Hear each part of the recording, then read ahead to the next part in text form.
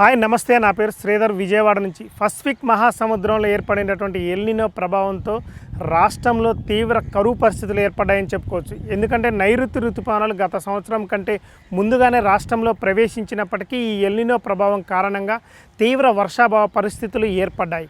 గత సంవత్సరం ఇటు జూన్ నెలలోనే తీవ్ర వర్షపాతం ఇటు రాష్ట్రంలో నమోదు కాగా, ఈ సంవత్సరం చూసుకుంటే ఎల్నినో ప్రభావం కారణంగా ఈ జూన్ నెల, జూలై నెల, ఆగస్టు నెలలో వచ్చినా కానీ ఇంతవరకు కూడా సాధారణ వర్షపాతం కూడా నమోదు కాని పరిస్థితులు నెలకొన్నాయని మాత్రం వ్యవసాయ శాఖ అధికారులు అంటున్నారు. రైతులు ఇప్పటికే జూన్ నెల అంటే జూన్ మొదటి వారంలోనే ఇటు విత్తనాలు విత్తడం, అదేవిధంగా ఎరువులు కూడా తీసుకురావడంతో విత్తిన విత్తనాలు వర్షం లేకపోవడం కారణంగా భూమిలోనే మగ్గిపోవడంతో ఇటు ఆ విత్తనాలకు పెట్టినటువంటి ఖర్చు కూడా రాని పరిస్థితులు నెలకొన్నాయని రైతులు ఆవేదన వ్యక్తం చేస్తున్నారు.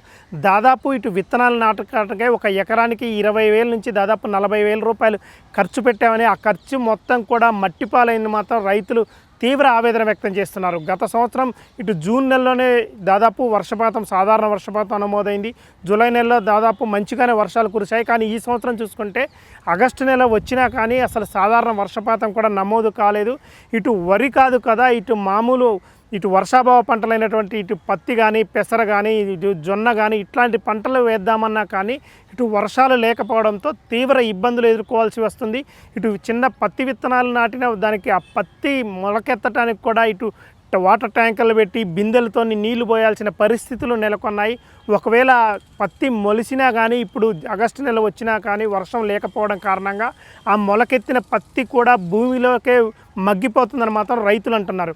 గత సంవత్సరం చూసుకుంటే మాత్రం దాదాపు ఇటు వర్షపాతం మంచిగానే నమోదైంది. ఈ సంవత్సరం మాత్రం ఇటు జూన్ నుంచి ఇప్పుడు ఆగస్టు నెల వరకు దాదాపు 300 మిల్లీమీటర్ల వర్షపాతం నమోదు కావాల్సి ఉండగా ఇప్పటివరకు చూసుకుంటే దాదాపు కేవలం 181 మిల్లీమీటర్ల వర్షపాతమే నమోదైందని మాత్రం ఇటు వ్యవసాయ శాఖ అధికారులు అంటున్నారు.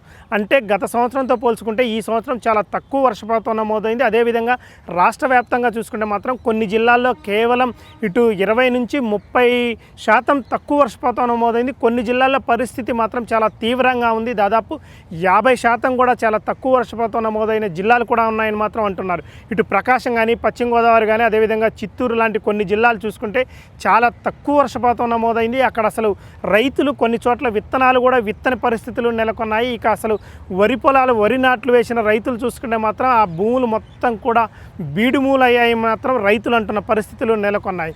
ఇటు ఓవరాల్గా చూసుకుంటే మాత్రం రాష్ట్ర వ్యాప్తంగా చూసుకుంటే చాలా తక్కువ వర్షపాతం నమోదైంది.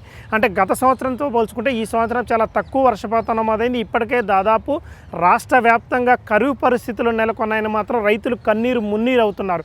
ఎందుకంటే అసలు వరి వేసేది పక్కన పెడితే ఇటు పత్తి కానీ, జొన్నలు కానీ, మినువులు కానీ, పెసర కానీ లాంటి పంటలు వేద్దామన్నా కానీ కనీసం చిన్న జల్లులు కూడా పడే పరిస్థితులు. ఇటు జూన్ నెల చూసుకుంటే కొంత వర్షపాతం వస్తుందేమో నేను ఎదురు చూశాము. అదేవిధంగా జూలై నెల చూసాము. ఇటు ఆఖరికి ఆగస్టు నెల సగానికి వచ్చినా కానీ ఇప్పటి వరకు కూడా కనీసం వర్షపాతం కూడా ఇటు రాష్ట్రంలో నమోదు కాని పరిస్థితులు నెలకొన్నాయని మాత్రం రైతులు ఆవేదన వ్యక్తం చేస్తున్నారు. అసలు ఇప్పుడు గత సంవత్సరం చూసుకుంటే దాదాపు ఇప్పుడు పంట దాదాపు సగం వరకు కూడా పెరిగి ఉన్నది. కానీ ఈ సంవత్సరం చూసుకుంటే మాత్రం అసలు మొలకెత్తిన విత్తనాలు లేవు. అసలు విత్తిన విత్తనాలు కూడా భూమిలోనే మగ్గిపోయిన పరిస్థితులు నెలకొన్నాయని మాత్రం రైతులు అంటున్నారు. ప్రభుత్వం కూడా కొంత మా వైపు ఆలోచించి కనీసం మాకు ఇక్కడ కొన్న ప్రాజెక్టులో ఉన్న కొన్ని నీళ్ళనైనా వదిలితే మాత్రం ఇటు వరి కాకపోయినా అంతర్ పంటనైనా వేసి బతుకుతామని మాత్రం రైతులు అంటున్నారు.